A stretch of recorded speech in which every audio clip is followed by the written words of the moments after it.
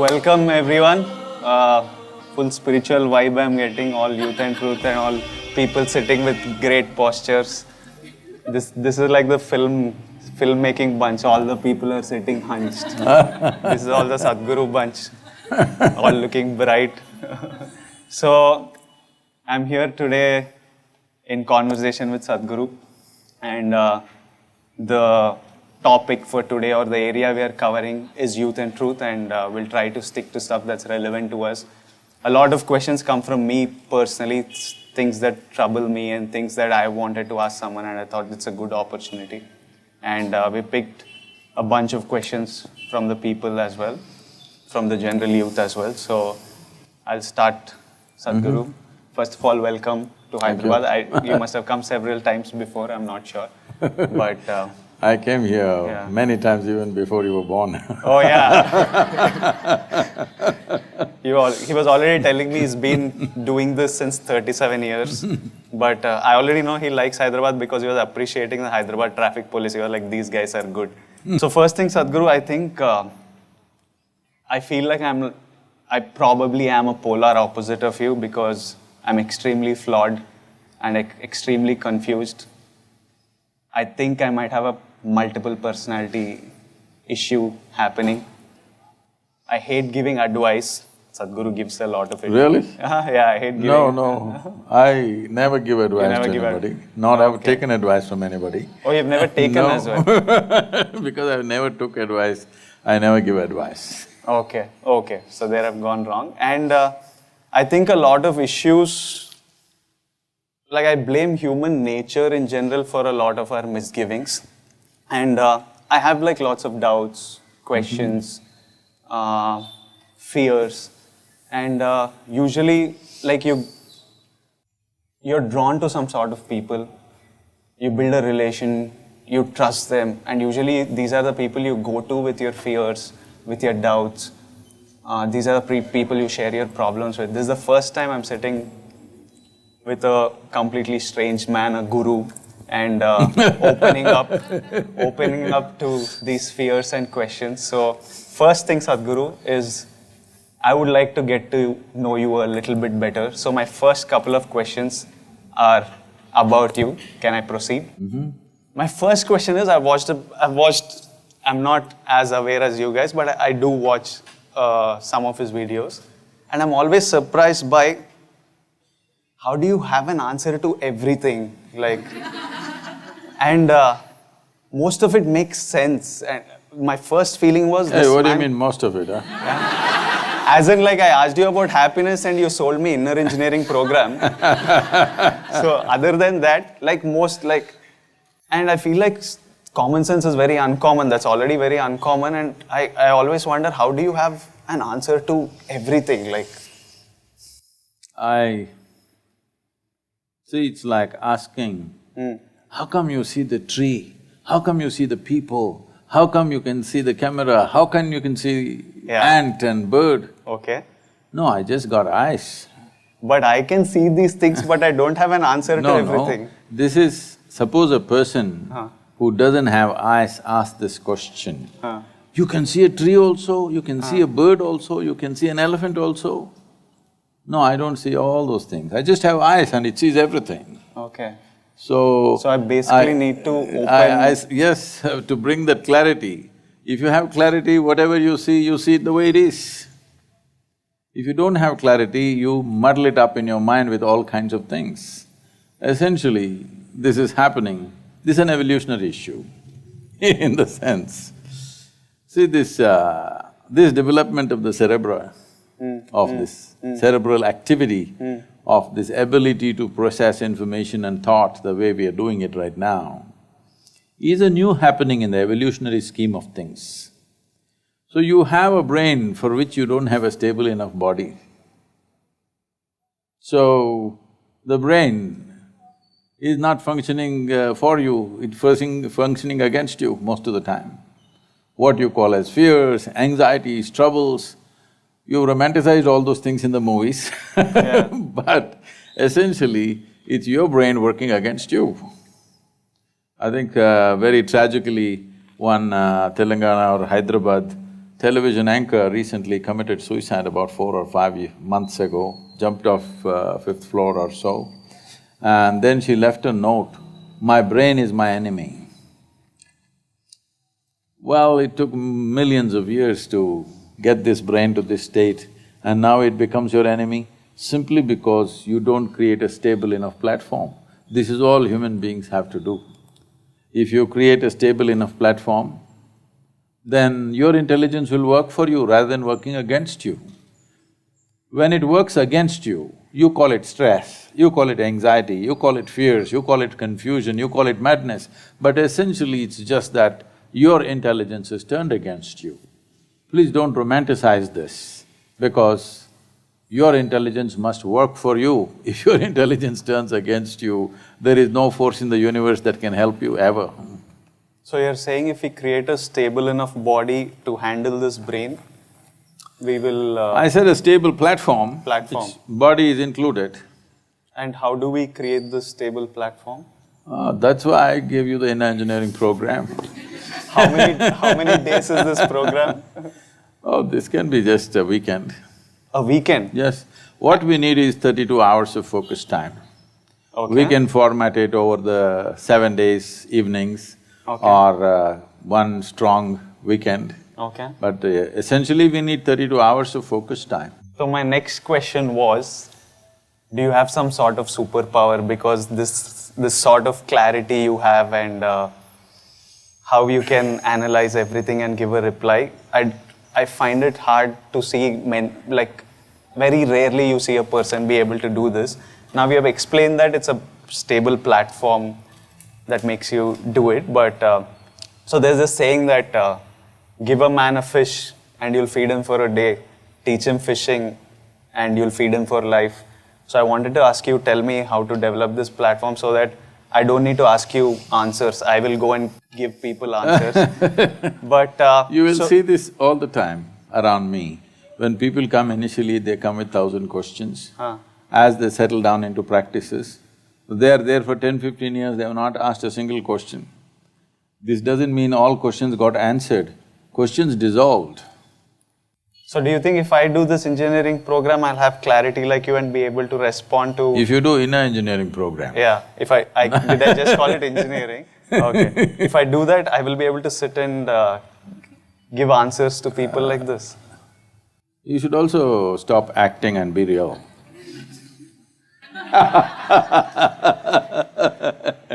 I'm real. Okay.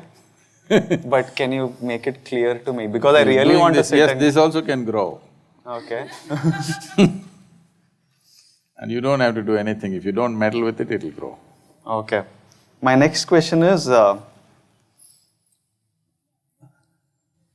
like, I am the person I am because of various things that happened in my life, the decisions I've made, how I've faced, like, events happen in your life and how you react to them is how I've become the person I am. I'm wondering what happened to you in your life to make you the person you are today. What is it that happened in your life that made you take this path even? Or why you're sitting there and I'm sitting here? Maybe if those incidents… I think we have the same kind of chair, just to make sure. Why you're giving the answers and I'm asking the questions? Because you have questions. Why do you have the answer? I'm asking, what is it that happened in your life that turned your life in this way? I asked all the questions that you're thinking of now, and a millionfold more questions When you were… much earlier than you, and invested my life into those questions. Did not ask those questions casually. Did not go and ask somebody else, what about this, what about that? Questions bothered me, and I realized, just listening to the chatter around you, none of them have a clue about anything. So, I invested my life into the questions. And you found your own answers. I did not find answers. My head became empty, even now. It's totally empty and clear. So, if you go and stand in front of a clear mirror, whoever comes, Whether konda comes or mountain comes, it will show. So does it mean to say the mirror knows the konda and the mountain and the elephant and the man and the woman who stand in front of the mirror? No, it's just clear. So right now you're just empty, and that's what gives you this clarity, yeah? See, when you say empty, see, it's like this. You have a much smaller beard, but you're trying to pull it. No, it's just a habit. When is the shooting? There's maybe in you a need month. it little longer? Is it the reason why you're pulling it? No, it's just a habit, but I would That's love it to grow to that level. No, why I'm saying this is, our hands or our body can start doing something compulsively. If it becomes very compulsive, then people will say it's an ailment. Otherwise, people will say it's their personality. So personality is a mild ailment. When it gets very strong, people will say, oh, he's gone crazy. Yes? So, when the same happens with your mind, people think it's natural, it's not natural. Mind has become compulsive. Compulsive thoughts, compulsive emotions are happening. People say, this is my personality, this is how I am. This is not how you are. You have become like this accidentally. As you said, various situations and push and pull of life does this to people. So this is a choice that a human being has, that you either become an accidental person or a conscious person. The significance of being human is that we can be a conscious life. Why we're in some way better than other creatures is not because we are more competent. No, a monkey is far more competent in catching a ball, throwing a ball, whatever, you name it. In terms of strength, we are not comparable to other creatures. Only reason is we can live consciously. We can do everything that they do, we do the same things, but we can do it consciously. So if you cannot conduct the process of your mind, emotion and body consciously, then it becomes accidental or compulsive. That is not the way a human being should go, especially you being an actor. If you don't have a personality of your own, whatever person you have to play at that moment, you could be a total that person, rather than becoming a personality yourself. Because personality means a mask, essentially. In the Greek drama, the word persona meant a handheld mask. Those were days, there are only 3 actors, but there are 10 characters in the drama. So these 3 guys will take on different masks, hold it and do those dialogues. This is how the drama was done. So when this mask gets stuck to your face and you can't remove it, that's called a personality. So why do you need a personality? To do different kinds of activity, you need different kinds of personality. People who've been around me for long enough, they have this trouble of seeing me. I warn them, see, I'm going to change my persona now. Watch out, I'm going to change everything about me, don't think I've lost it and don't fall off, hang on. Well, some people have the wisdom to hang on, some people will lose it and they'll fall off. Though I warned them 6 months before I changed my personality completely changing everything about me, the way I think and feel, what food I like also I change. Because this is what a human being means. But you do that consciously? Consciously. To what objective, like why? Just for a change or? No, to fulfill different purposes. Okay. Like some spiritual stuff? No. Life purposes. When I was in the mode of consecration of Dhyana Linga, people saw me like a fireball, always intense. Spoke very little, rarely smiled. Now they can't believe that. So once that was over, then I told them, see, we've lived on the peaks for too long, time to get down to the valleys and do something more easy and simple.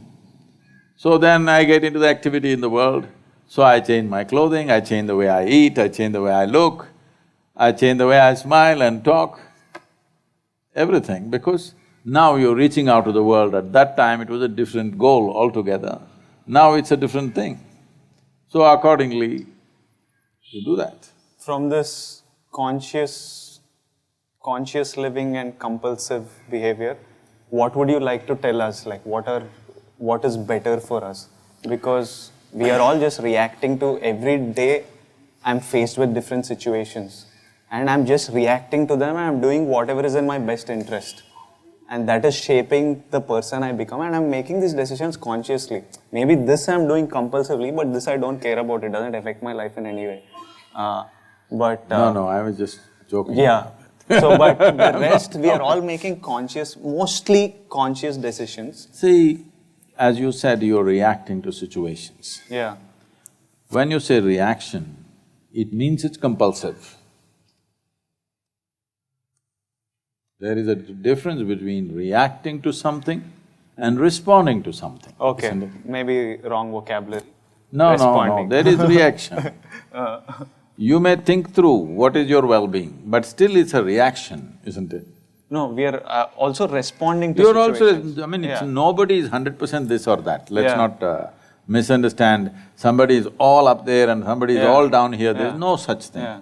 Every human being rises and goes down, up and down, happening. But the fundamental thing is, in a day, from the moment you got up today till this moment, hardly a quarter of the day is gone. How much of your thought, emotion, physical activity has been conscious? Including your breath and heartbeat and everything else. Or if I have to sit and be… But this is supposed to be involuntary, no? Breath and stuff. It is involuntary, but are you conscious is the question. Are you conscious of your breath now, every breath? See, you can inquire, anybody can inquire, people who are around me, traveling with me, have they ever seen me doing any exercise? Do you know in the car while we were driving, you would do this with your mustache? No, yes, that is because today it is all little flared up and before I come to the camera, even now I am doing it. In Tamil Nadu, This is some also television… conscious, it's not like me. No, in Tamil Nadu, some television channels are using… Because this is always a problem because I've never cut these things. Okay. So I have to do this before I go in front of the camera. Okay. And now one Tamil Nadu channel uses a promotional where I'm doing like this. Okay. And they made it, projected it in a completely different way. I'm like challenging the people like this. I'm not challenging anybody, I'm straightening out my mustache.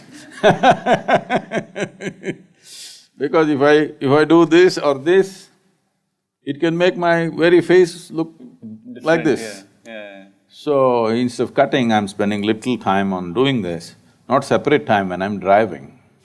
No time wasted. Yeah. So now I'll move on to the first question. From beard to…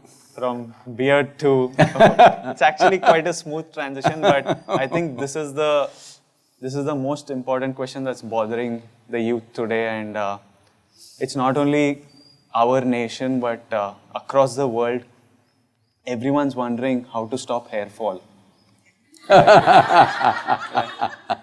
Like, I don't… do you have some solution to this, Sadhguru? I think a lot of us would sleep better. Like, see, so many of them… People tell me, this hair care products or the amount of money spent on hair care products on the planet is much bigger than what's spent on education. Whoa! See how much we are concerned about our hair. See, I think you must learn from this tree, see how it's growing its hair. It's lucky that it's growing, for us it's falling. I think my effort is to shift their focus from their hair to their head. Okay, so we still don't have a solution for hair fall. Right now it's about the head. Well, if you keep the head cool, the hair may not fall. May not. Well, generally not. Okay. Why did your hair fall? Oh, because my hair, because for years, for almost 8 years or so, I wore badly designed helmets. Oh, you're a biker, no? Okay. Literally 18-20 hours I was in a helmet, and helmets were not well designed, they were sitting here on the top. They should be holding here, but they were sitting on the top. And I've never cared about my hair. It doesn't bother you. There's no hair care. If it's gone, life becomes so much simpler. you don't even have to carry a comb with you. Right now I don't have a mirror with me, but I don't even need a comb if the hair goes off, no problem at all. So Sometimes I'm searching for a rubber band, so all those problems will go away, I have no issue. So if you have hair fall, relax. As long as you've got a head, problem. working head, as long as you have a working head, why are you concerned about the hair? I'm an actor, so I'm concerned mostly people for… See, if you lose your hair, you can wear whatever kind of wig you want. No. So I've divided this question session into certain categories so that it's simpler. So, the first category I've kind of called it life, just random miscellaneous questions. So Sadhguru, one thing I've thought about is I don't know much of life that's past me, that was there before I was born. I don't know of a future after me. I know of the life I have. So I wondered if the purpose of life is to just live and to live it fully according to my whim and fancy. Because this is one thing I know I have with me. So my question is, was I right in thinking that the purpose in life is to just live it fully? 100%, live it fully. But living it fully does not mean party every evening. Living it fully means, before you fall dead, you must explore all dimensions of life. Nothing that's possible for a human being should go unexperienced. If you're talking about living fully in that sense, you're on the dot. But later on you added according to my whim and fancy. That's a problem. Because your whims are not yours, they're social fads. Either you're doing what everybody is doing, or in reaction you're doing what nobody is doing. That's not the way to go towards a full life. But exploring life to its fullest depth and dimension is the really only purpose of life. Otherwise, what else? But what is this depth and dimension? What are these dimensions that we are supposed to explore? Is it true that you have a body? Yes. Hair or hairless, but body. Is there. So body is something that you slowly accumulated over a period of time, isn't it? You're not born like this. Yeah. So you have a thought process. Yeah. The content or the data for this thought process also you accumulate over a period of time. As you say, many things that happened to me, decisions I made, what I did and did not do. Emotions also accumulated. Yes. What you accumulate can be yours, cannot be you, isn't it? Okay. This samosa, is it you? It's not. If you eat it, I might extract some nutrients from it if there are any. no, it becomes you, isn't it? This body is just this. Yeah, till it's in Just the the food you have eaten, isn't it? Okay. So, this is not you, but it becomes you. Okay. It's not true, it's still not you. Then Most people don't get the point till you bury them. When you bury them, they understand the body was not me. So what you call as my body, what you call as my mind, is something that you've accumulated. It's like, my car is parked there. If it's a new car, you think it's you, because if somebody makes a scratch on it, your heart will break.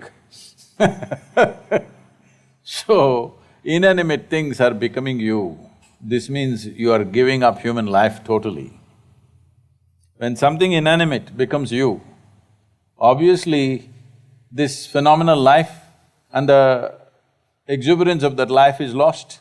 So the moment you get identified with something that you've eaten, the moment you become a samosa, if you eat lot of them, you'll become a triangle like that. Yes. Some people don't know when to stop the samosa eating, they will become like a triangle.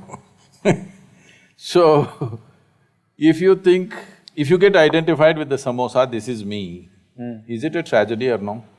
Or do you call it as exuberant life? No, it is a tragedy. It is a tragedy. So if you get identified with the body, it's a kind of tragedy. If you get identified with the heap of information you have in your mind, that's another kind of tragedy. You're not exploring life, you're just trapped in the physiological and psychological circuit. Instruments that were given for you, for your use and life, have become bigger than life. But so now you're saying this body is not me, this thought I process. am not saying, you tell me. Huh? Are you That's- samosa?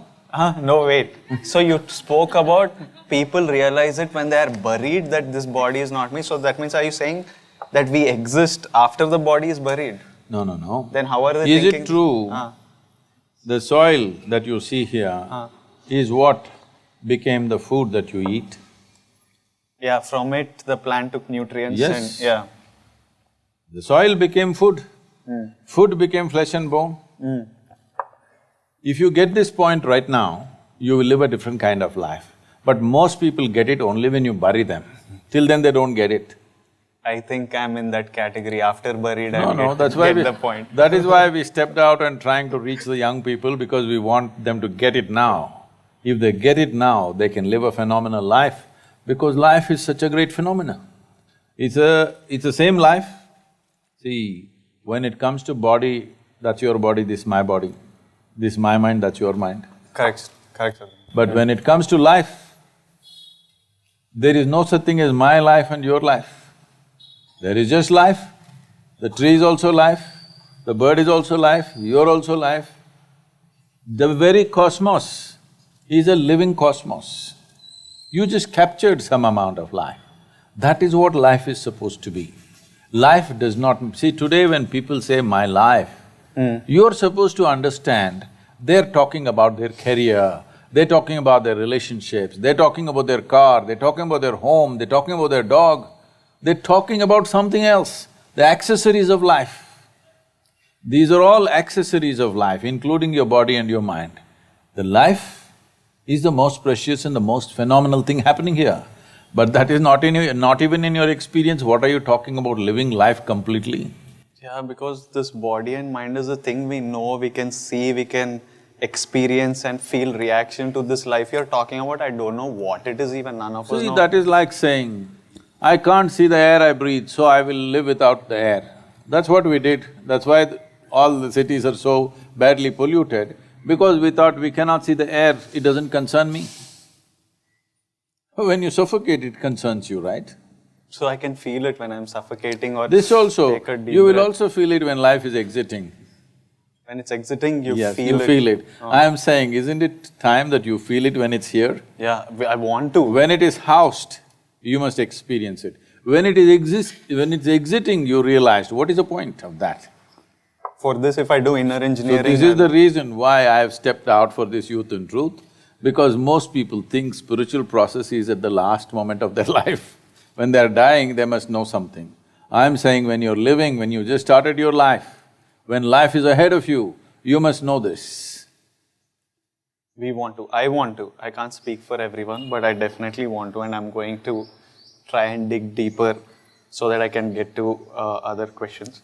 See, what is engineering means, what one person thinks magic is actually another person's engineering, isn't it? Yeah, I agree. Yes or no? Yeah. I don't understand how a car functions or how a bulb comes on. For me, it's magic. I don't admit all this, your fans are watching. No, I'm quite open about my ignorance levels. So, it's engineering, but suppose 100 years ago, I brought a phone and made you talk to somebody in another part of the world, you think I'm doing magic, Yeah. isn't it? Yeah. So engineering is like that. If you're finely engineered, you look magical. Other people thinks you are magical, but you know you're well engineered. Do you think I look magical? Do you think Sadhguru looks magical? I'm not finely engineered then. One thing that always bothered me, Sadhguru, was why do human beings find it so hard to live and let live? Like, I think it's such a simple concept that I will mind my business, I will be happy, you do your thing. Like, countries are messing with each other, religions are messing with each other, castes are messing with each other, people, inside families, people mess with each other. So I'm just like, why can't everyone mind their own business and be happy and do their thing? So why See, is that's a living… very simplistic desire. If you look at the way we are structuring our lives, it's designed for conflict. Okay. Right now, our idea of being happy, happiness means what? You must have this, this and this. So whatever that this and this, it is always in limited quantity. Now, right now as we sit here, between the tree and us there is a conflict. The tree wants to put its roots down into the earth, but because of people have been walking here, as much as she tries, she doesn't get to touch. See, there, close to the stem, it touched, but she wants all this because she knows her survival and her prosperity depends on how many roots will find the soil. But we are sitting here drinking tea, we think we are very happy, but we are encroaching because this is the nature of physical world. Because physical world or the physical itself has happened because of a defined boundary. Now, through the physical world, you're trying to achieve something which is not physical in nature. Your happiness was never physical, your joy was never physical, your love was never physical, it's something that you experienced. Certain pleasantness of life within you, which you gave names to it. But now you're trying to achieve the non-physical through physical means, and now as you expand, you will find it doesn't matter if you remove all the trees on the planet, still you're not happy. Not even healthy after some time, forget about happy. So this is always happening. Once we relate our experience of life to what we have and don't have, now conflict is inevitable because what you can have is always limited. Physical is always going to be limited because it's a world of boundaries. Without boundary, there's no physicality, isn't it? Without a defined boundary, there's no physicality. Now, you are a Devarakonda. Well, your ancestors settled for a small kingdom, but if you give them little power, they would like to occupy the next kingdom. In the history books, we will write, I come from the Vijayanagar empire. In the history books, if you read what glorious victories our Krishna Devaraya had, we are all very proud of it. But victories are never glorious, that's what the history books say. Victory is shameful, brings a whole lot of death, injury, widows, orphans. This is how victory is achieved always in a war, isn't it? Yeah. Because those who won write the history, they will describe it as glorious. Yeah.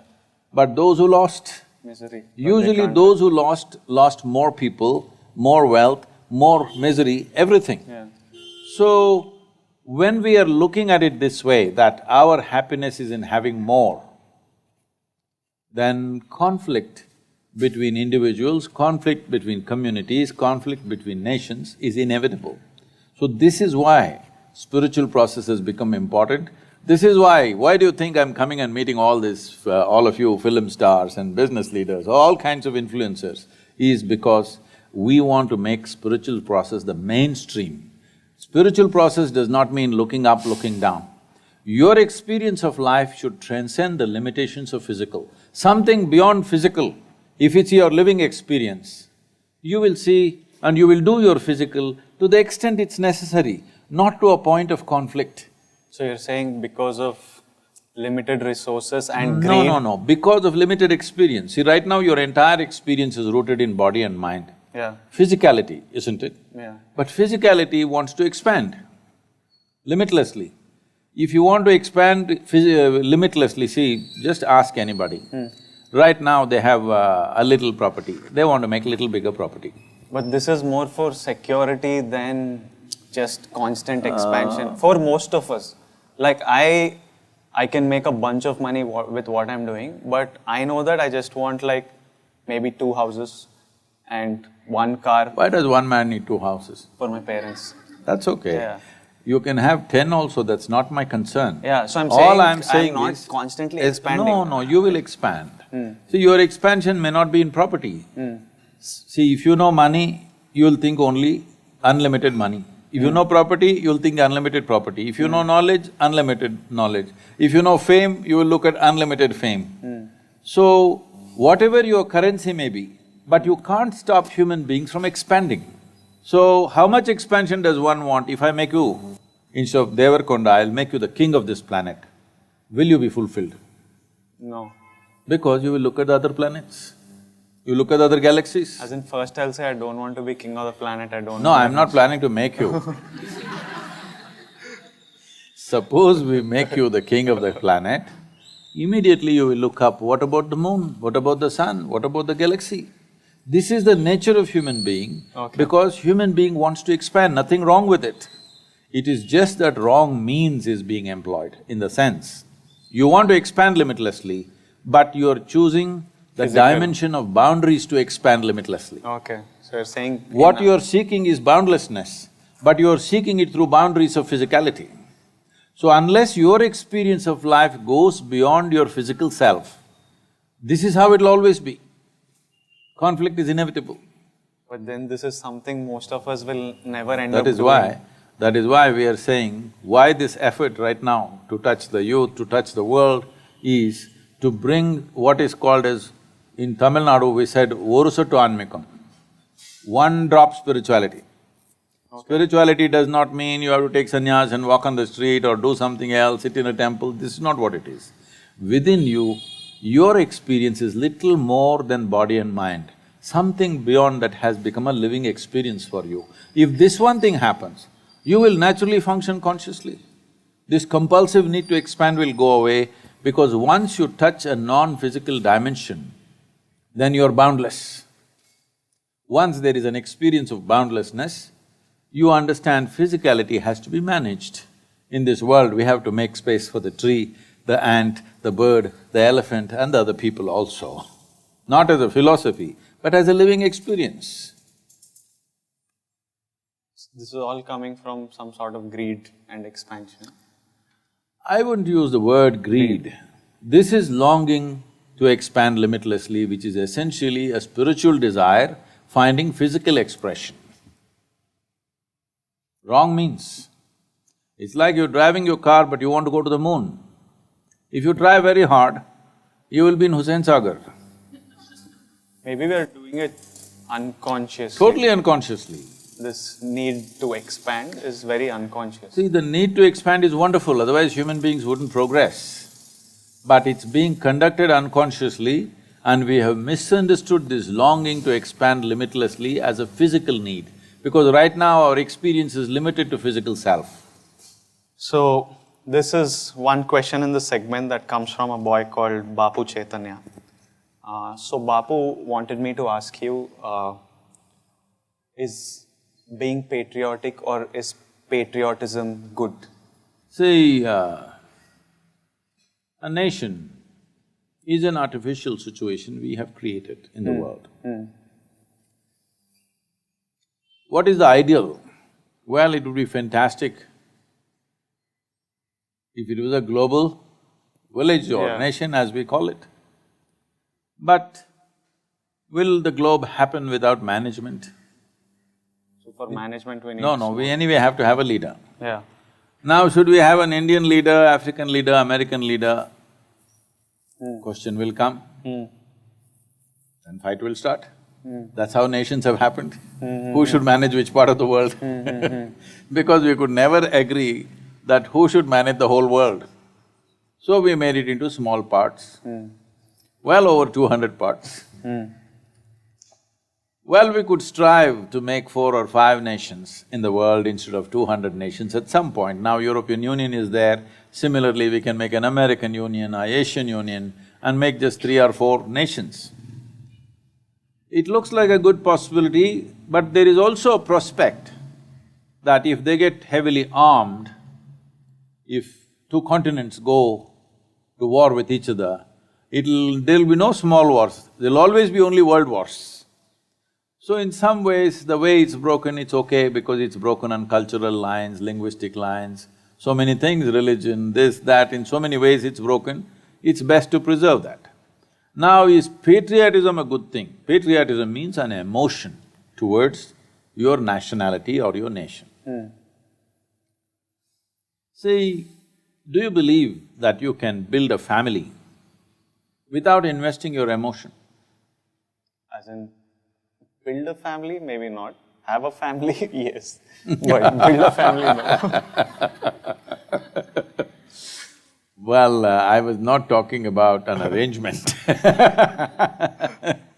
I'm saying, can you really get the best out of the people around you, whom you call as family, if you do not invest your emotion in that? We can't. No.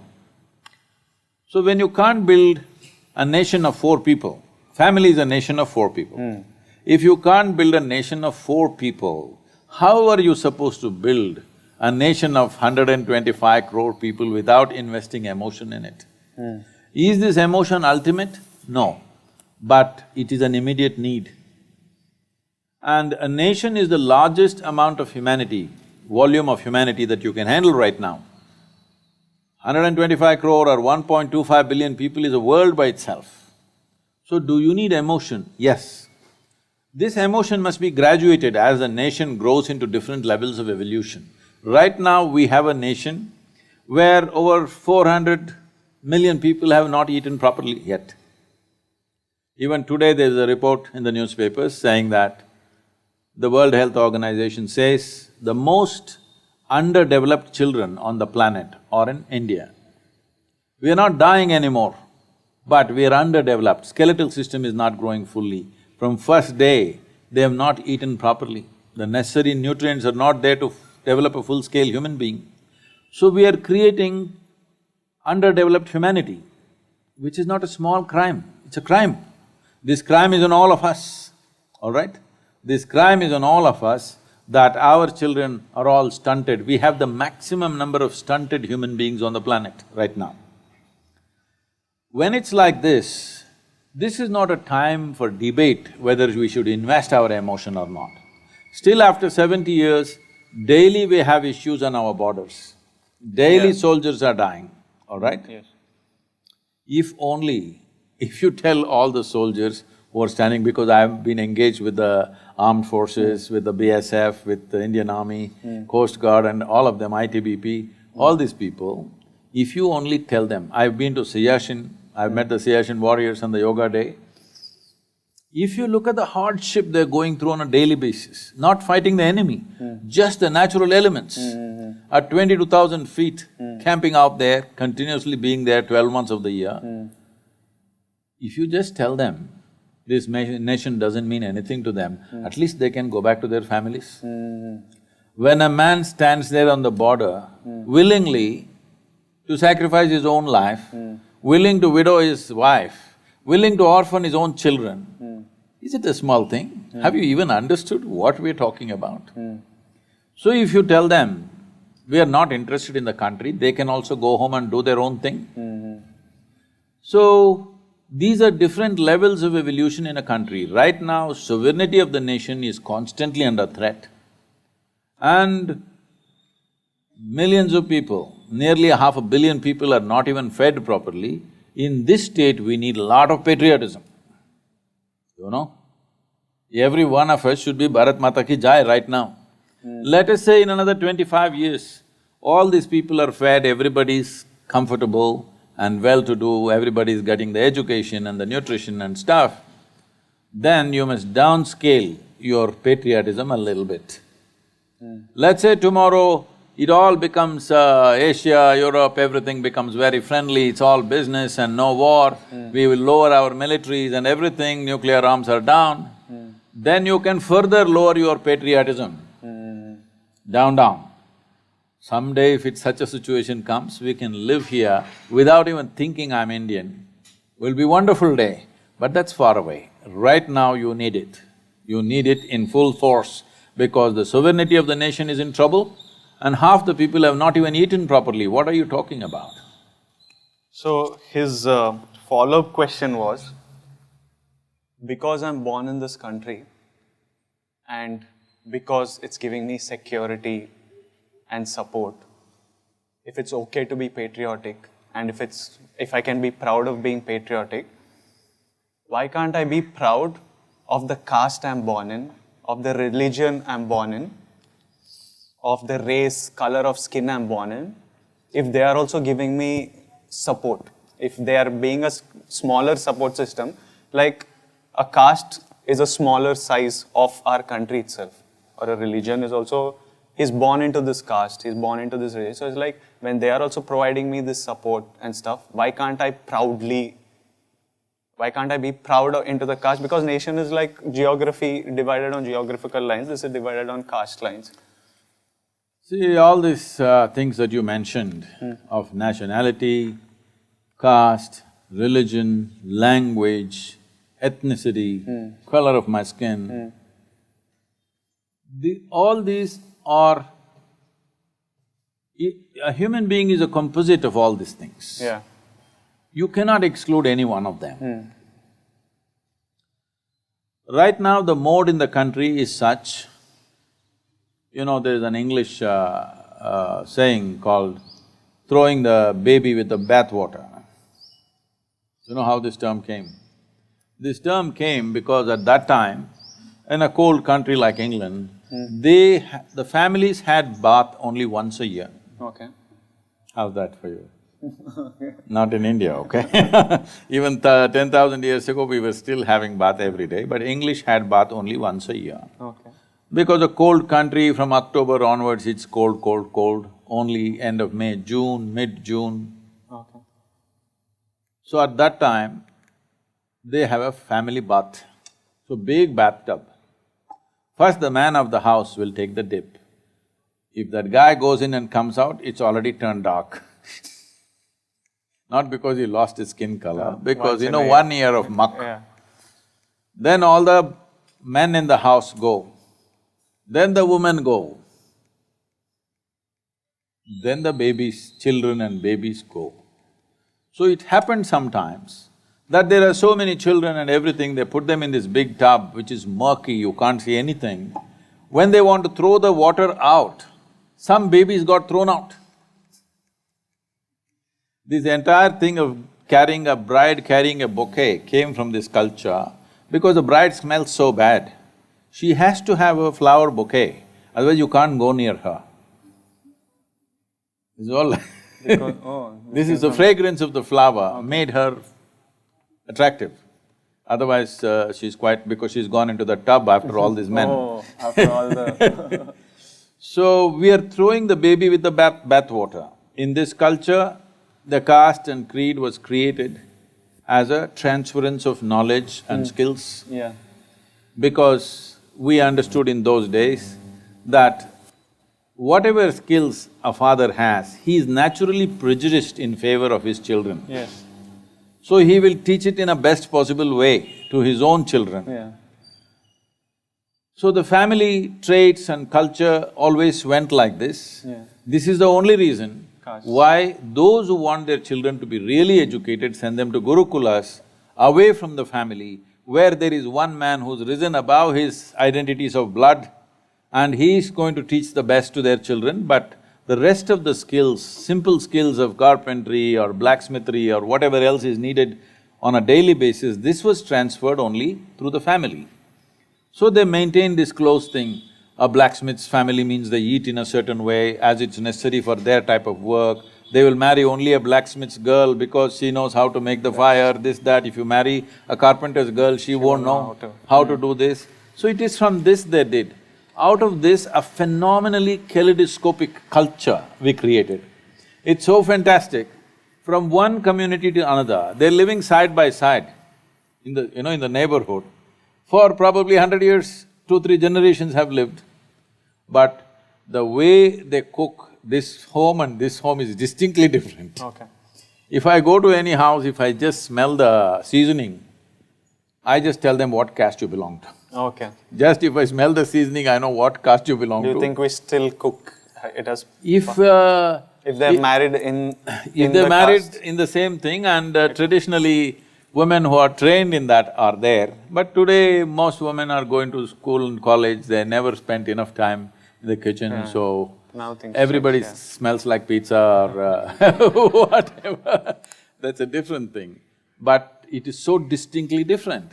You should not destroy this. The only thing we need to take away is the discrimination. Unfortunately, our differences became terrible discrimination, that we started treating people badly, this profession is low, that profession is high, if you are doing this, we will treat you badly. This discrimination we need to take, but right now we are trying to level out the whole culture, which is not going to work, and if it works, it'll be a very poor nation. We will become like other nations where everybody eats only burger, okay? Here also people are beginning to eat only burger. I have nothing against anything, but the thing about a human being is to do things in an aesthetically correct way. I don't see how it is very civilized or correct to take food which is about 7 inches tall and open your mouth 7 inches and eat it. That is the way of a crocodile. That's not the human way. We have been taught to eat in a certain way because a human being wants to do everything in a beautiful way. Dog also eats, cat also eats, but we want to eat with style. We not only want to nourish ourselves, we also want to make it into an aesthetic process in our life. If those things are taken away from our life, what is the point in the name of leveling out the society? Well, if you make everybody into monkeys, we will all become same, of course. You just have to genetically push back everybody to be a monkey, we'll all be one kind of monkeys. That is not the intent. It is perfectly fine to be proud of your culture, to be proud of whatever you belong to, but if you have the sense to appreciate how other people are different, you also appreciate the difference. They are different and you must appreciate the difference. World is colorful, India is as colorful as it is only because all of us are so different. Every 50 kilometers you drive, people are different, they speak differently, look different, dress different, eat different, everything different. So it's fantastic, we must keep this color in the country. This color has not come just like that, 10,000 years of maturity to get this color. We should not destroy this colorful nation by believing in some kind of a silly, leveling out business. But at the same time, it's very, very important that we remove the discriminatory aspect of it and we learn to appreciate all the differences that others have. My next topic is on love. This is an age where we all… where we all fall in love and we all love to love and we all love being loved. So my first question is, all you need is love is a popular saying, and I've been told by people that like, money is not the most important thing, love is more important. If we have love, we can be together, we can be good. But I come from a school where I'm like, dhanam moolam idam jagat. I'm like, what will I and you love, and if we don't have money, what will we even do? So my question is having a life full of love and not much money better, or is like going for ambition and working on our careers and making lots of money and security, but then maybe you don't find the right person but you settle or whatever. So what is a trade-off? Because it is a trade-off, we don't have time to do both things, like most of us don't. So… I was told some things were going on in the WhatsApp and stuff, that in Hyderabad, after the demonetization, women are beginning to marry for love. Women are making so much money, Sadhguru. So, I would like your definition of what is it that you're calling as love? First of all, that's another question.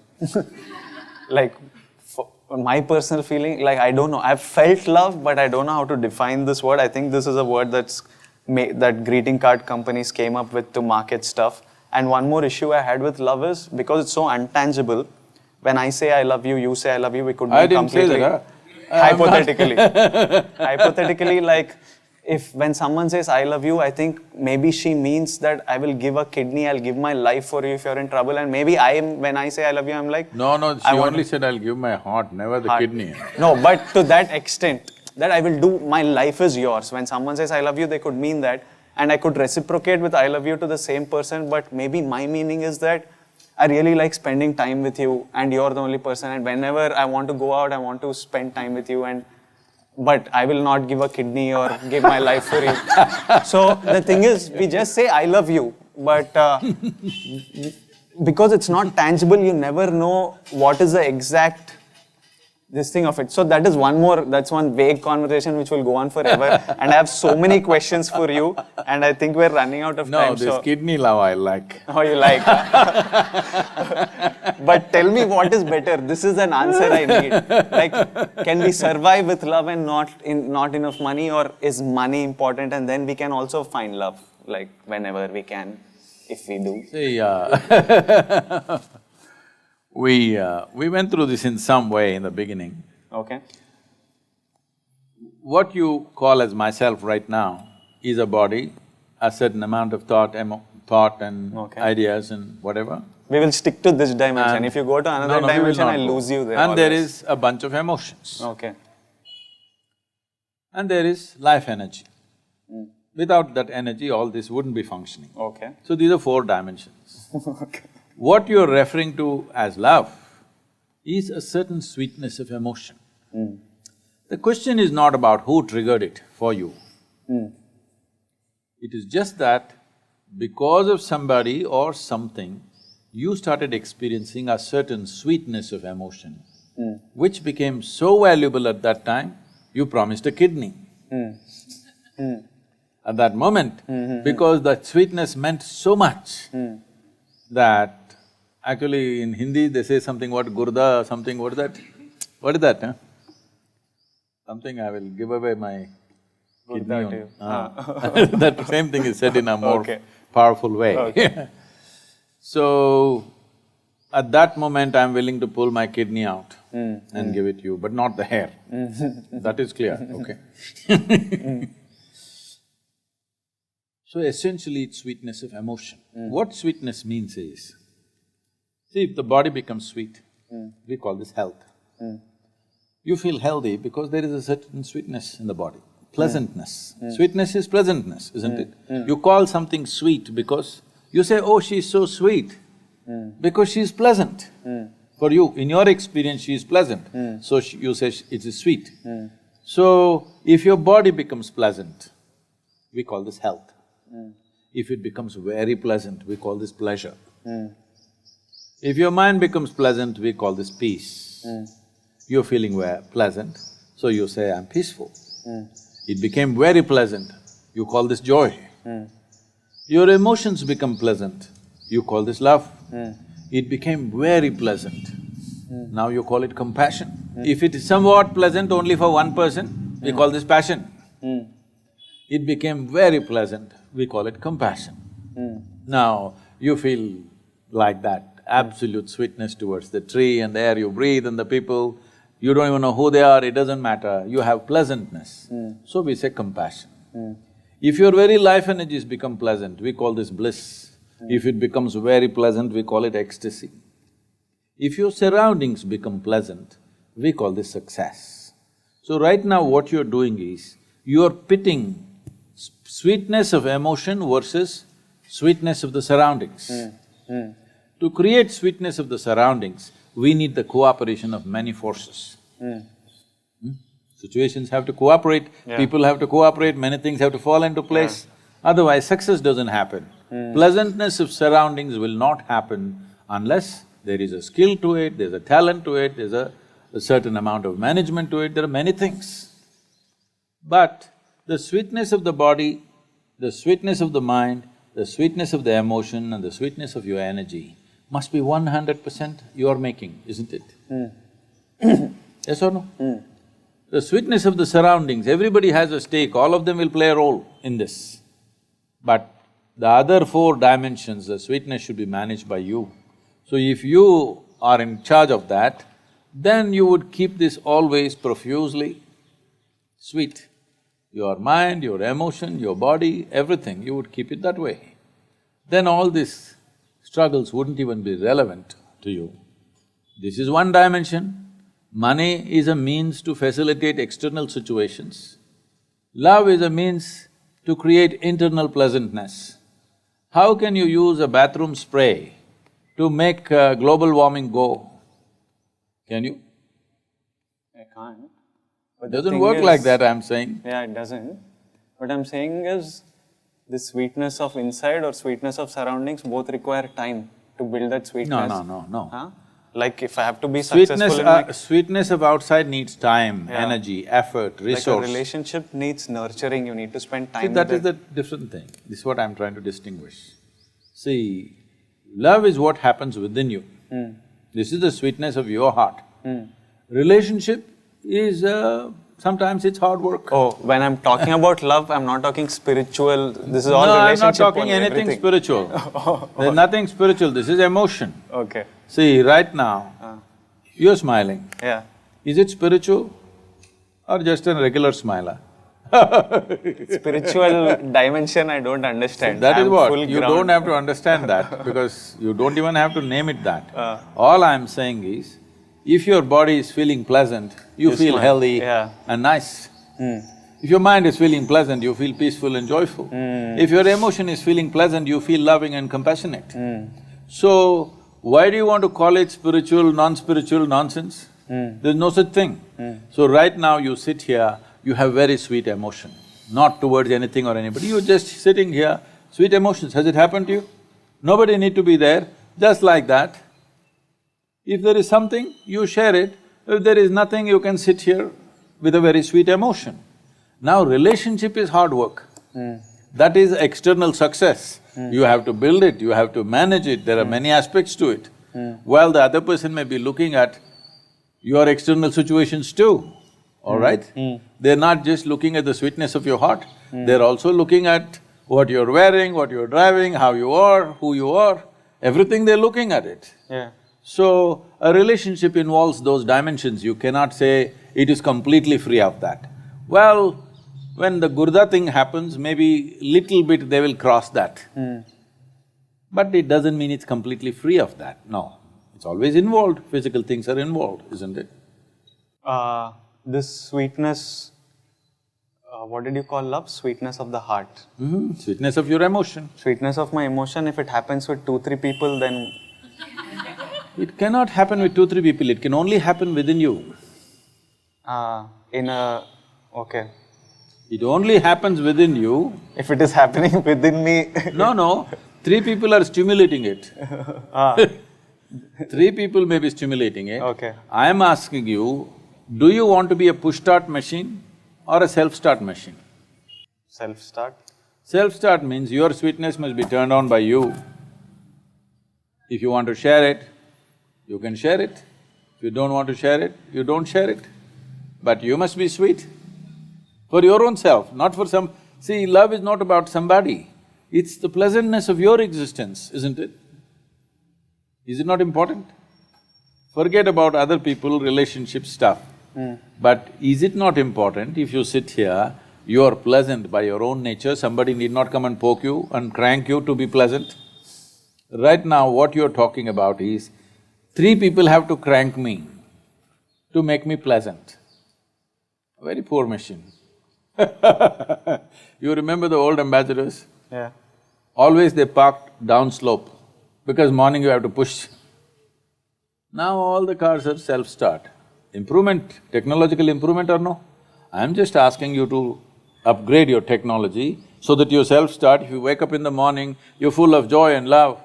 If somebody comes, we will share. If nobody comes, we're just fine. One more question related to this in a very utilitarian, very basic, inhuman level.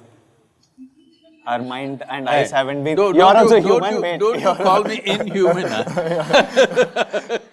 So, once when I was in my intermediate, and this is where your hormones are going through the roof, and this is mostly where you're attracted to the opposite sex or the same sex, depending on your choice. Once my dad sat me down and he told me, Vijay, if you buy a bottle of water You can drink it, you can close the cap, you can keep it half full, you can know that when I reach that place I still have half a bottle of water. You can drink it to the last sip, you can refill it if you want, it's always with you.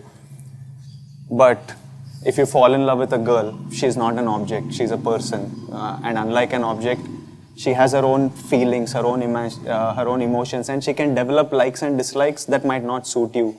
She might make decisions that you might not think are in your best interest because she has her own life and she has her own choices. So it was like, what he was trying to do was, he was telling me, focus on your career now, because that will always, if you work towards it, it will always pay back. And for love, once you're settled and stuff, you can spend time on it. Right now it's about career. If I was a girl, he would tell me the same thing about a boy. So it again comes back to this question about, on a very real level, that we have, so many of us have to make these choices. Where do we pursue ambition with all our intensity and time and energy, or do we, when you find the right person, do you try and, it's hard to find this balance though, because it's very competitive these days, and you have to give it all to survival's much. You need to work harder to beat the competition and survive. Don't go on the competition trip, I'll come to it. So like nurturing a relationship versus nurturing ambition, like this was something he said. So I wanted to know your thoughts on that. Like, was he off the mark? Was he off the point? Was he… No, in his own way, what he's trying to tell you is, there is a time to build yourself and there is a time to live. If you try to live too early, then life may not stay with you. You may end up in a place that you yourself will not like after some time. So essentially he's saying, first build your life, then you try to live. But if you try to live too early, it won't last and you won't have a big life, you'll have a very small life. And one more thing is, we all love being loved. I'm talking again on a relationship level, that's all I know. No, let's settle this. When you experience love, it happened within you or here?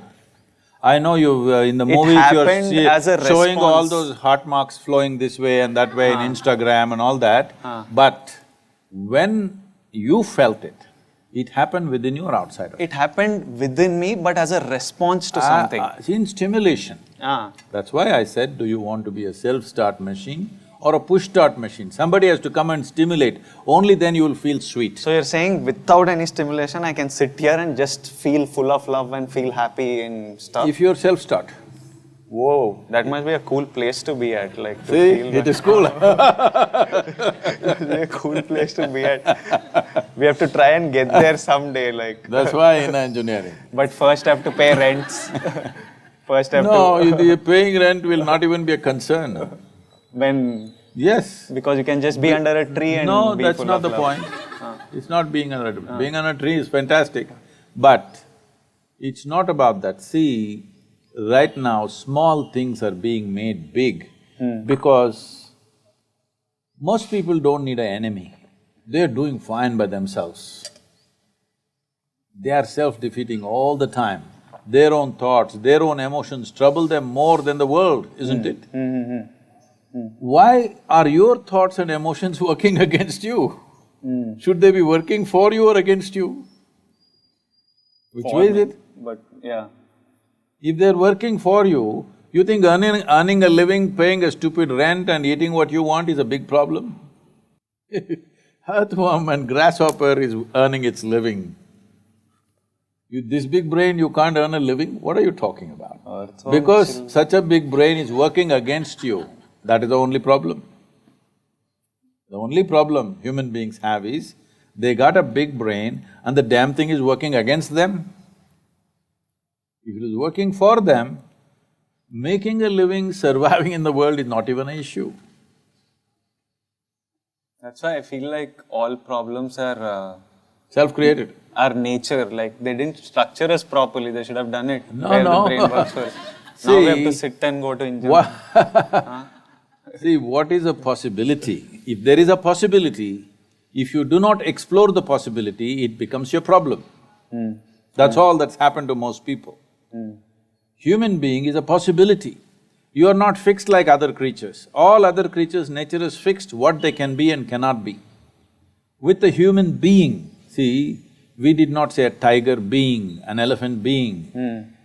We only said you, human being. Yeah. That means you know how to be.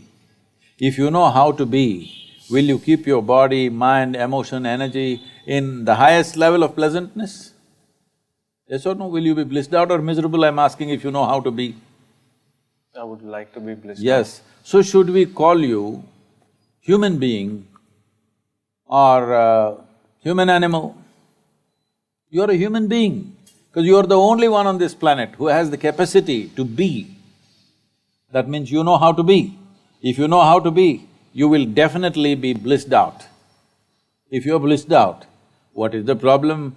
Paying rent, earning a living, managing relationship, is it a problem? Everything you will do effortlessly.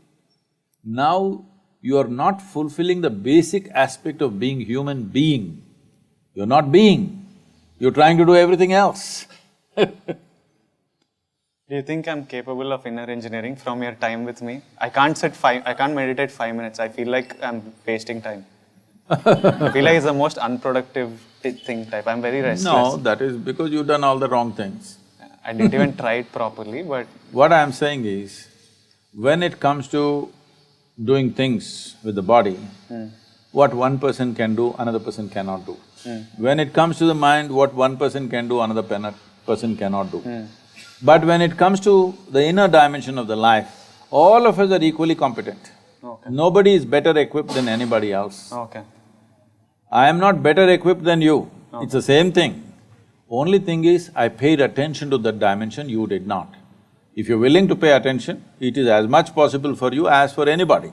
32 hours. 32 hours of focus time to start with. So my next question is, Shakespeare once said… You missed out, focus time. Yeah, I will… No, I think we'll keep you focused, don't worry. with a whip. No, we have other ways. You think I'm such crude technology?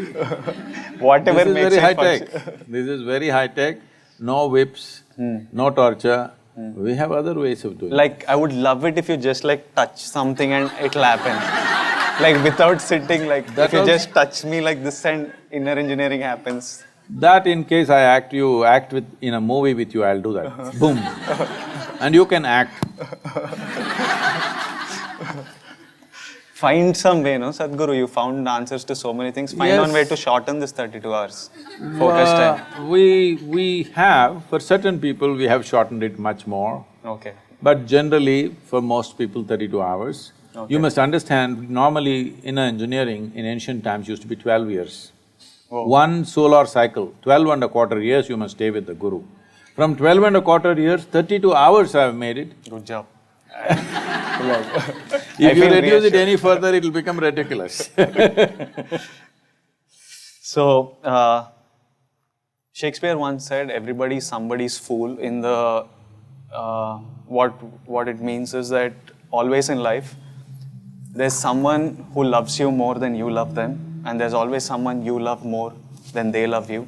So, a lot of people I've met are in situations where they have to choose between the one that loves them or the one that they I thought love. that happened only in the London society, it's happening in Hyderabad also. Here also, everywhere it's happening. Because now we are meeting a lot of more people, interaction, I understand, but why exposure. don't you pick the one that you want? Why are you in the wrong place all the time?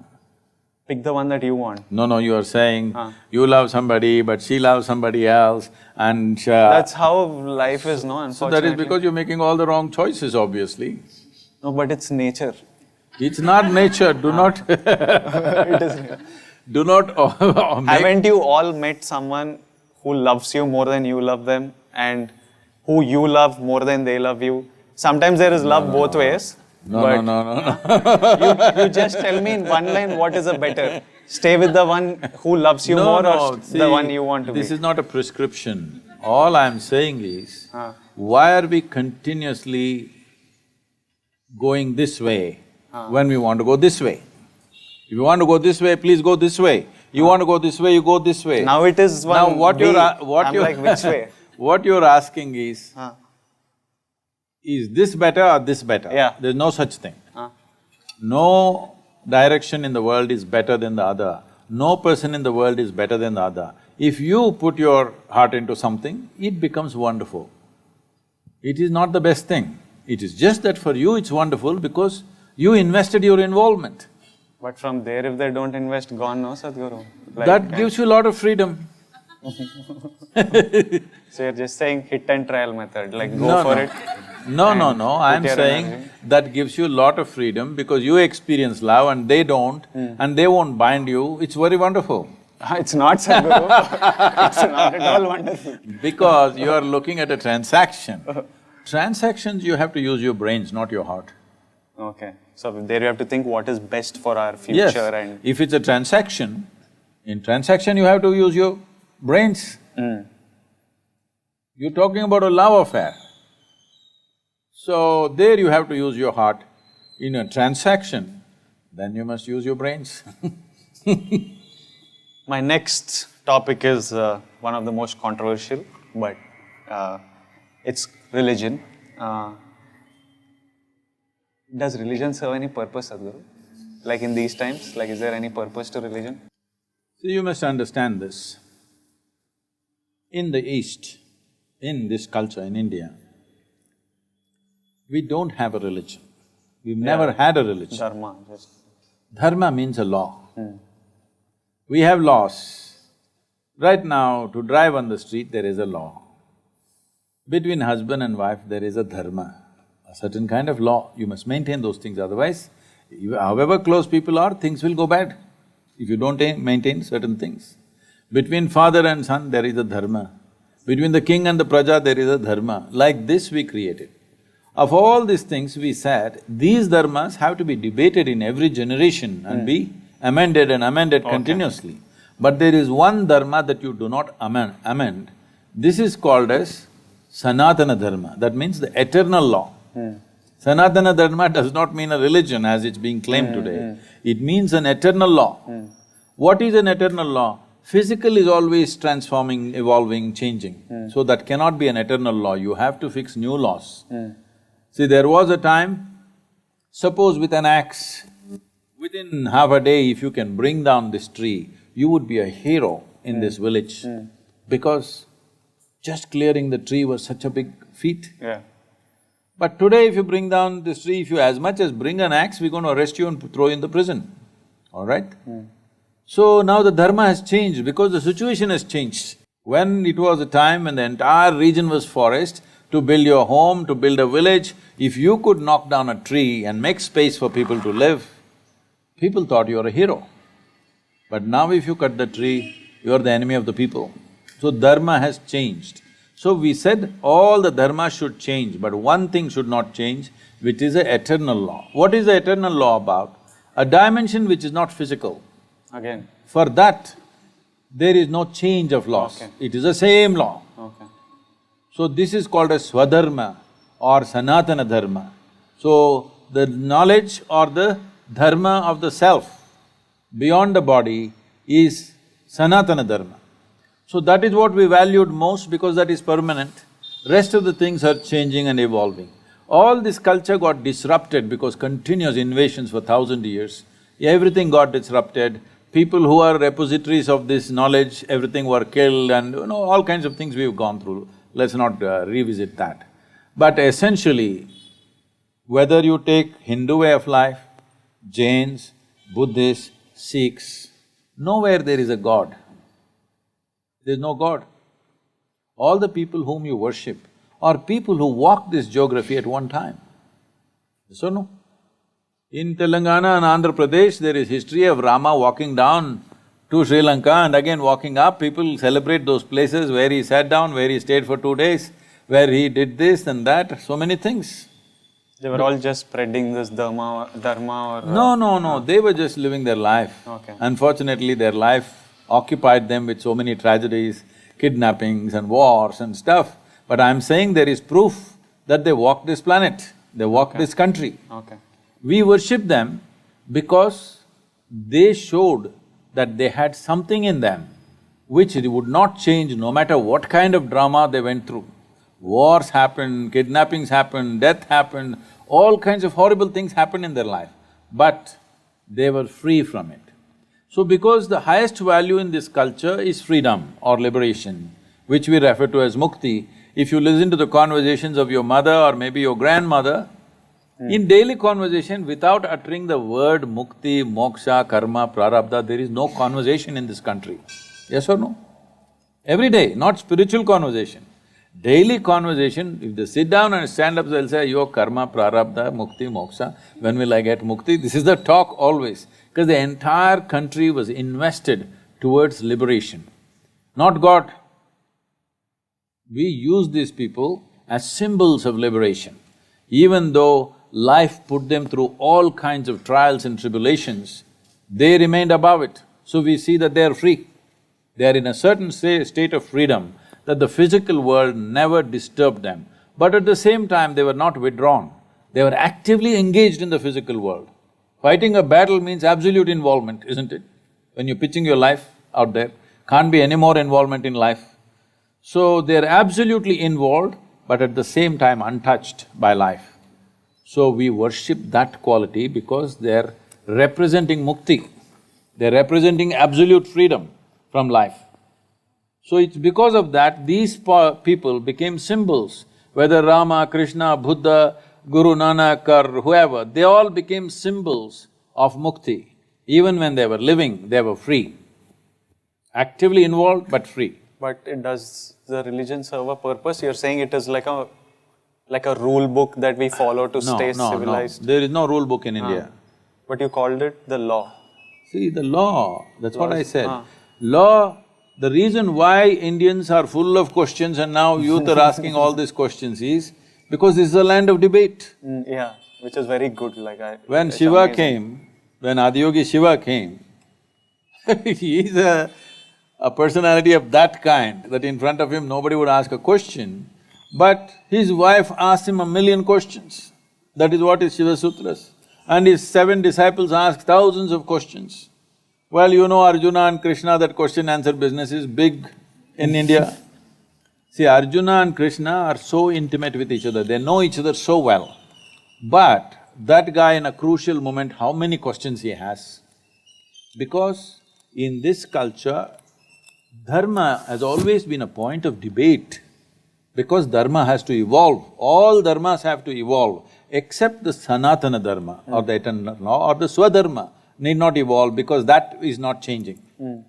So this is a land of seekers of truth and liberation. Here there's no religion as such. We've taken this religious attitude from outside because outside heavy competition came.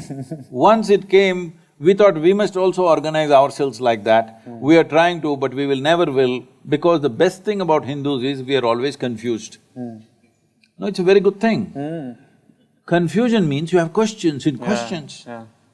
Otherwise, you have stupid conclusions about everything. The idiotic conclusions that people have made have destroyed this planet, killed millions of people around the world, simply because somebody has an idiotic conclusion about everything in life, isn't it? So, we don't have this is it kind of book. Our books are all debates. So people think we are confused. But we don't think confusion is a bad thing. We are joyfully confused. That's a great thing. You have concluded something. If I ask 2 questions, your conclusion will fall apart. That is why if I ask a question, you will kill me. Questioners have always been killed in every other culture, do you know this? They ask a question, you kill the man.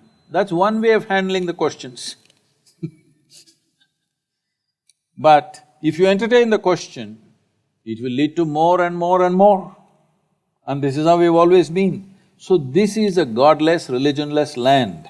But we have managed this culture well because this is based on human consciousness, not on heaven, not a ruling power up there.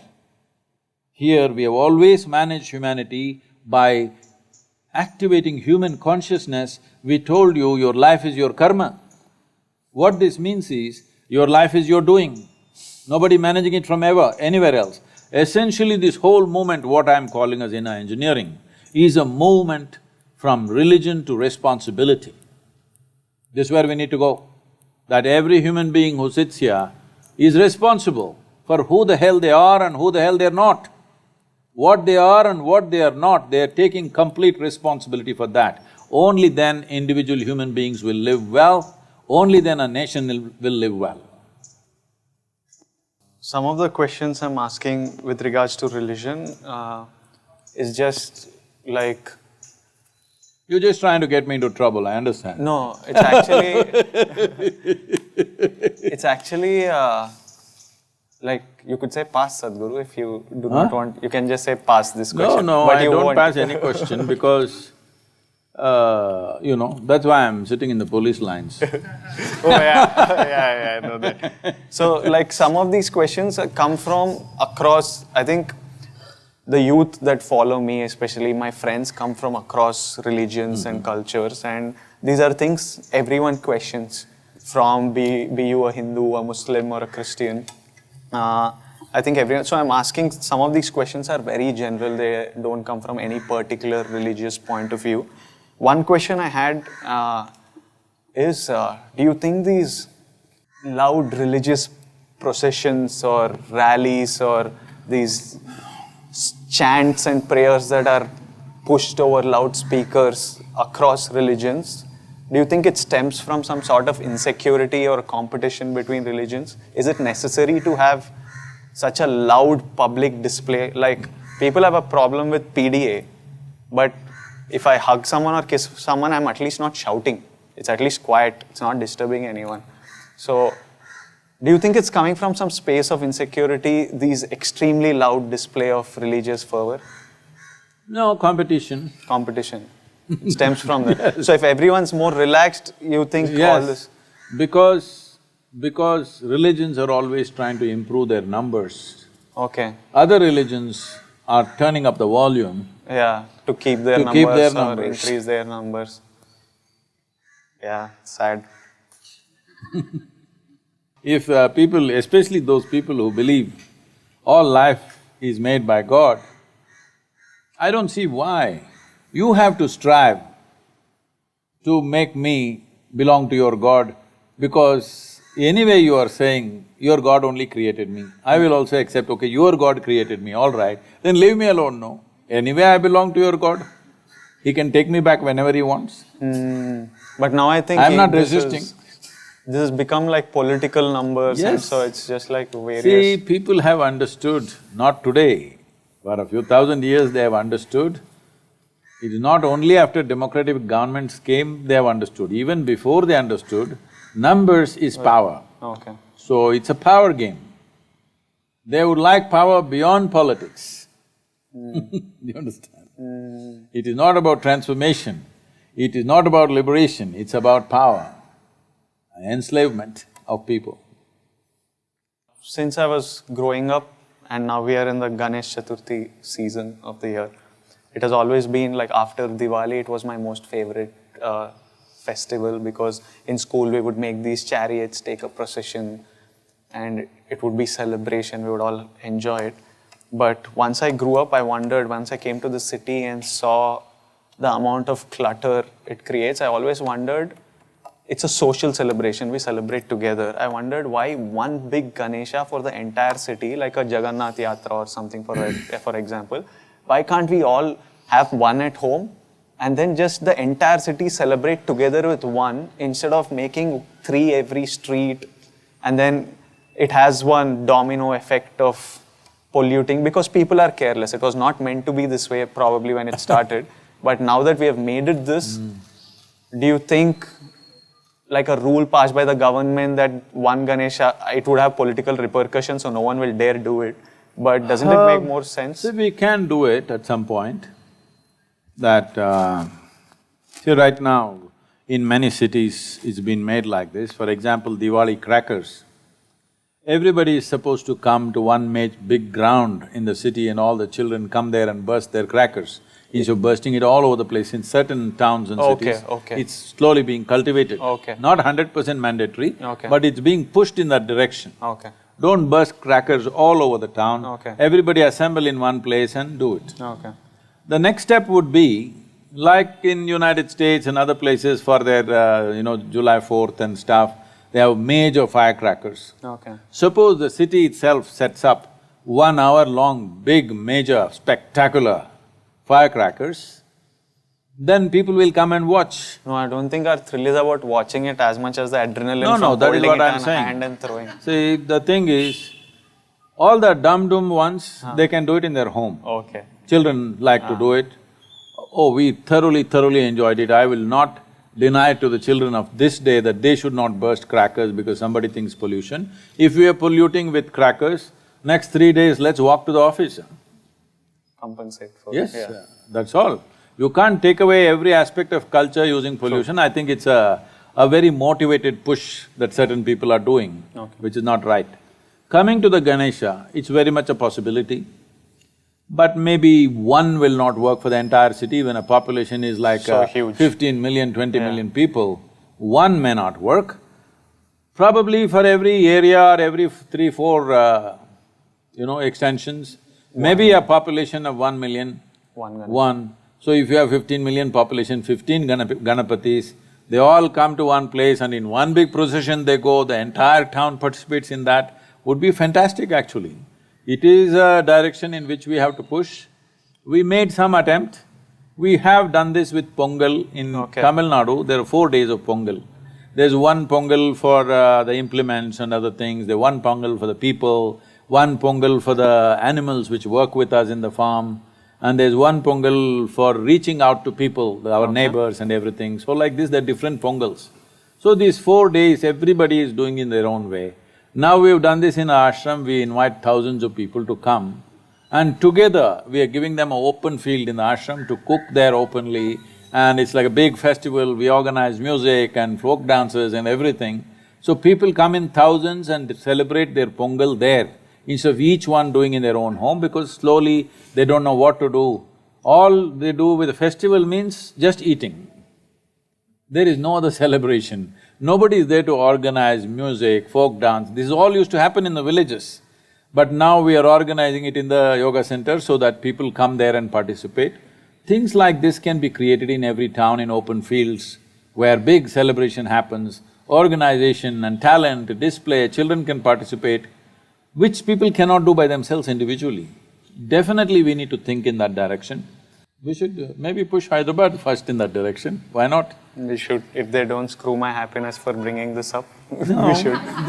This is why you must do inner engineering, that nobody can mess with your happiness. They can maybe sabotage the activity, but they cannot mess with your happiness. People keep asking me, I keep unleashing one project after another which involves massive outlay of finance, activity, people. People say, Sadhguru, all this one after another you're doing, suppose it fails? If it fails, what to do, huh?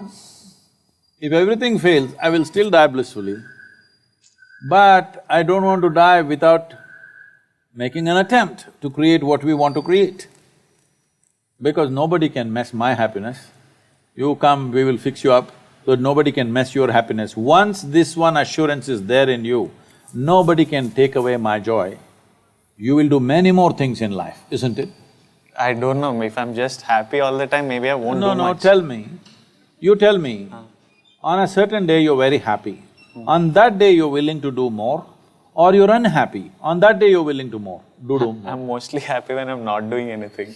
That's not the point. See, that is because of excessive work. One day when you get a break, you think like that. Yeah. But you tell me, when you're happy, you're willing for more activity. Yeah, you're more energized and you can… You're willing to bend backwards and do what's needed, isn't it? True. When you're unhappy, we can't make you take one step. True. Point. Actually, true, no? Very true. 100%, huh? So we'll fix up your happiness in such a way that nobody can mess your happiness. Let's get the Ganapati thing going in Hyderabad.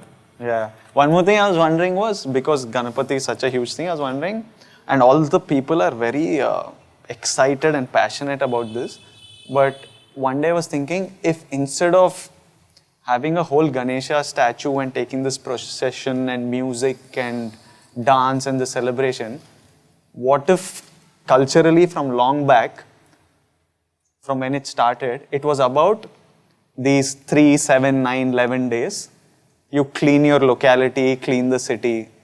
Do you think people would have participated in the festival as much if it was about cleaning rather than an easier job of taking See, up? that participation was there when we were rural communities, because everybody knew everybody. Here nobody knows, most people don't know who is their neighbor. Yeah, so So they were not willing to go and clean that. yeah, you feel all right? desensitized to it's someone Kind of. else's mess, why should So I only today we clean? are expecting an organized municipality or a corporation to do that. So we don't have to get into that. But even if people can just get together, culturally come together, irrespective of their caste, creed and religion, that itself is a great thing. That is cleaning up the society, not the streets. And in that we can always bring, after the Ganapati festival, after the procession goes, the street should be cleaner than the way it started. Not that after the procession goes, it's a heap of filth. That awareness if we bring, it's good enough. Yeah, we have to try. I think they've been trying it over years to do No, more. they don't know how to do mass movement. You tell me, if we… I don't have the time right now, but if I stand up, we can easily do that. We should try and do. Isn't it save like a… Everybody keep one small Ganesha at home. Yeah. Bring your Ganesha and surrender to the big Ganesha in the locality. This big Ganesha, all of them start off at the same time, 15, 20 of them in the town. Everybody goes, everybody at least gets to walk 10 kilometers, which itself is a great feat. Yeah. They don't have to swim in Hussain Sagar, but at least they walk to it. Yeah. That itself is a big thing. My next question is from a boy called Ganesh Kumar, which was… Oh. Oh, yeah. So the question, this is related to family. So he was asking, should I care and be concerned and put effort towards family who don't care about you as much? They are my family, but they don't care, they don't show any sort of appreciation for what I do and how much effort I'm putting. And they're so distant, they don't even wish during festivals or… and we all have relationships in life, be it friends, be it family, be it colleagues. Somehow some people just are not grateful for having you or don't give you the acknowledgement for the effort you put in towards this. So should you care enough to continue putting this effort towards them, or should you just cut them off from your life? I am the cut-off batch.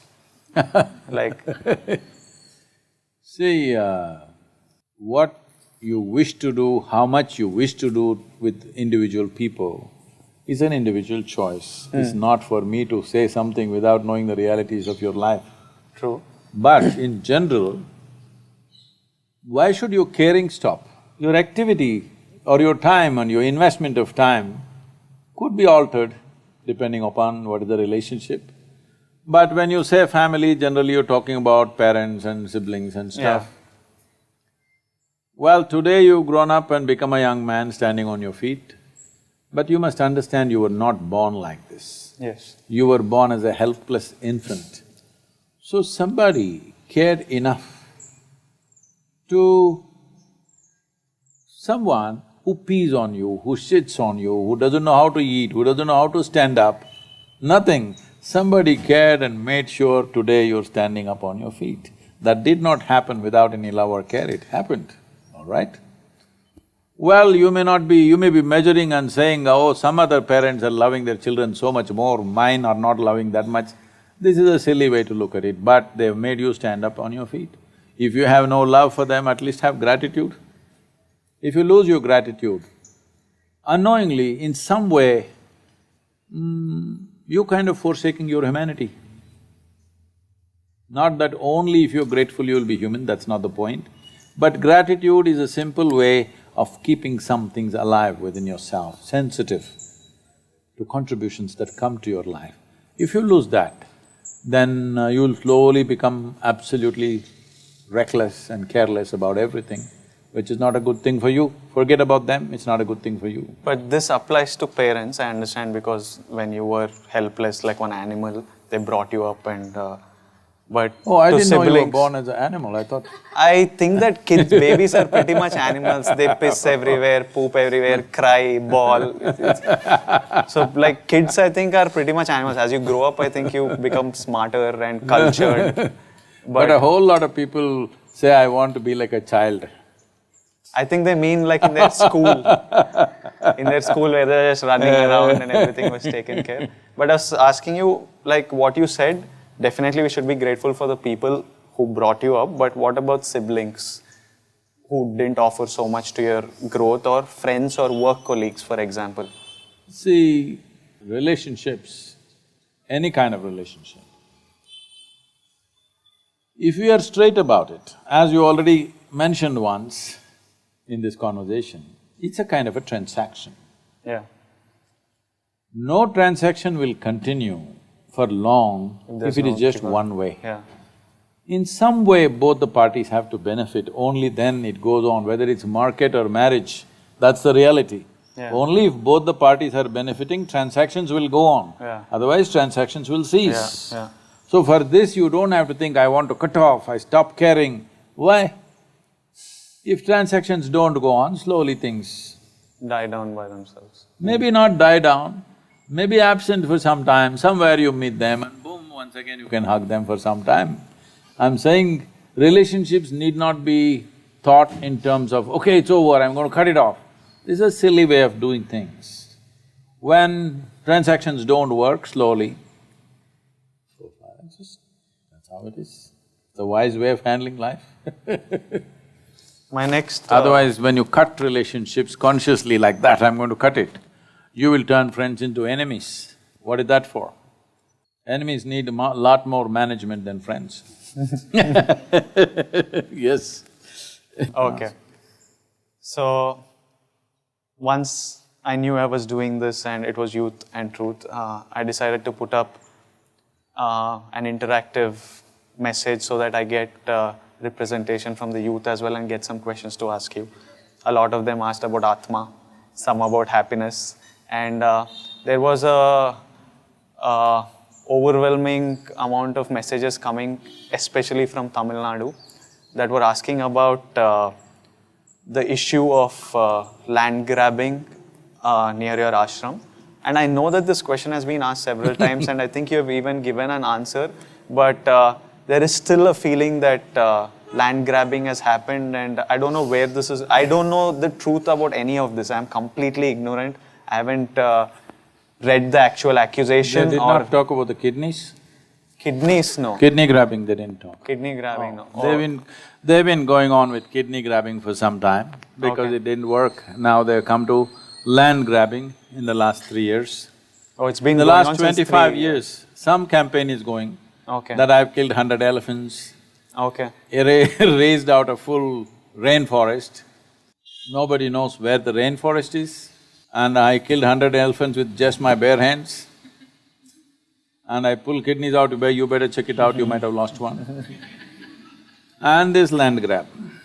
I've said this openly, I shouldn't say it too often, but because you're saying young people from Tamil Nadu are asking, I'll invite these young people, your fans, ask them to make a group of whatever, 10, 20 people who are very smart.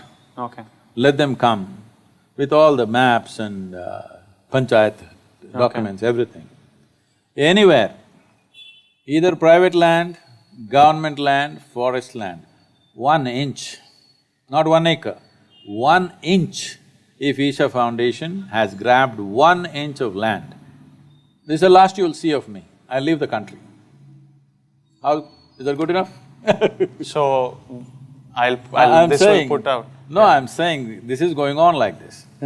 People said, they campaigned, they made videos of how elephants are dying in the ashram, okay? All animated videos were made. Okay. They said full forest was removed. Then we put out the Google Maps. The land was not in our hands in 2006, it was somebody else's land.